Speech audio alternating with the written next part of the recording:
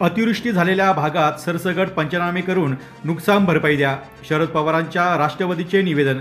गेल्या 2 दिवसापूर्वी झालेल्या अतिवृष्टीचा तडाखा कोपरगाव तालुक्याला बसला असून अनेक ठिकाणी उभे पीक पाण्याखाली गेल्याने शेतकऱ्यांचे मोठ्या प्रमाणात नुकसान झाले आहे। त्यामुळे शेतकऱ्यांना सरसकट नुकसान भरपाई मिळावी अशी मागणी करत राष्ट्रवादी शरद पवार पक्षाचे वतीने प्रदेश प्रवक्ते संदीप वरपे यांच्या नेतृत्वाखाली कोपरगावचे तहसीलदार महेश सावंत यांना निवेदन देण्यात आले आहे। यावेळी संदीप वरपे म्हणाले की विधानसभा निवडणुकीच्या वेळी महायुतीने सरसकट कर्जमाफीचे आश्वासन दिले होते, मात्र महायुतीच्या नेत्यांना याचा विसर पडला असल्याचे म्हणत राज्य शासनावर निशाणा साधला आहे।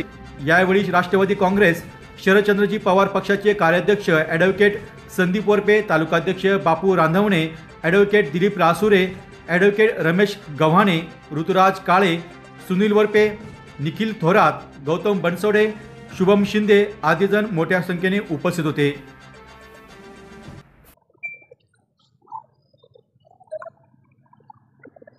आज राष्ट्रवादी काँग्रेस पक्ष शरदचंद्र पवार या कोपरगाव तालुक्याच्या आमच्या संघटनेच्या वतीने जी अतिवृष्टी कोपरगाव तालुक्यामध्ये विशेषतः पूर्व भागामध्ये आणि सगळीकडे जिथे जिथे म्हणून झाली त्या भागाचे निवेदन घेऊन आम्ही सगळे तहसीलदार साहेबांना भेटलो।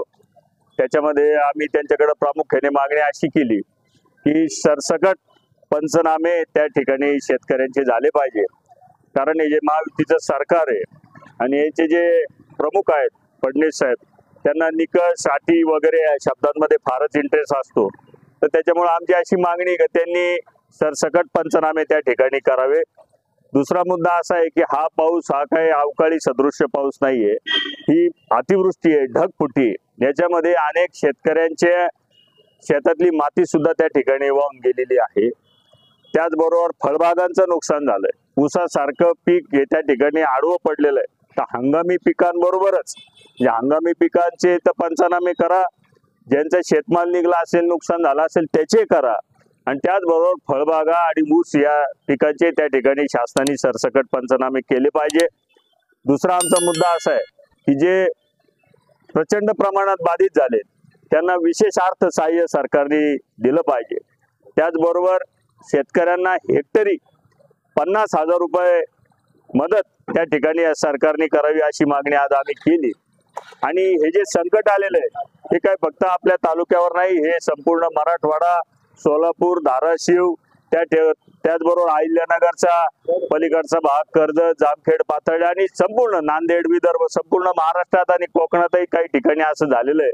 त्यामुळे आमची या सरकारला मागणी आहे की सरसकट कर्जमाफी ज्याचं आश्वासन या महायुती सरकारने विधानसभा निवडणुकीच्या वेळेस जेवढे म्हणून पक्ष आहेत, मग ती भारतीय जनता पार्टी असेल किंवा शिंदे साहेबांची शिवसेना असेल, या सगळ्यांनीच कर्जमाफीचं सरसकट कर्जमाफीचं आश्वासन या राज्याच्या जनतेला दिलं आणि त्याच्यानंतर हे खोटी आश्वासनं देऊन त्या ठिकाणी सत्तेत आलेले।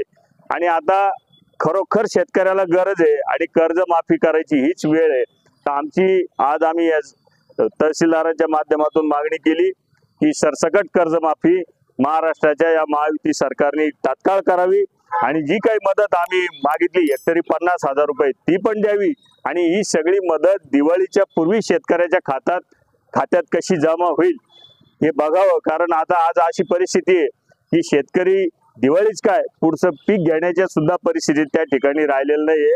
त्यामुळं त्या शेतकऱ्याच्या खात्यात तात्काळ ही मदत जमा करावी अशी मागणी आम्ही या निमित्ताने आज केलेली आहे। डी न्यूज वृत्तवाहिनी सामाजिक, शैक्षणिक, राजकीय, धार्मिक, सहकार, सांस्कृतिक, कृषी या सर्व चालू घडामोडींचा वेध घेणारी वृत्तवाहिनी डी न्यूज वृत्तवाहिनी, वेध वर्तमानाचा।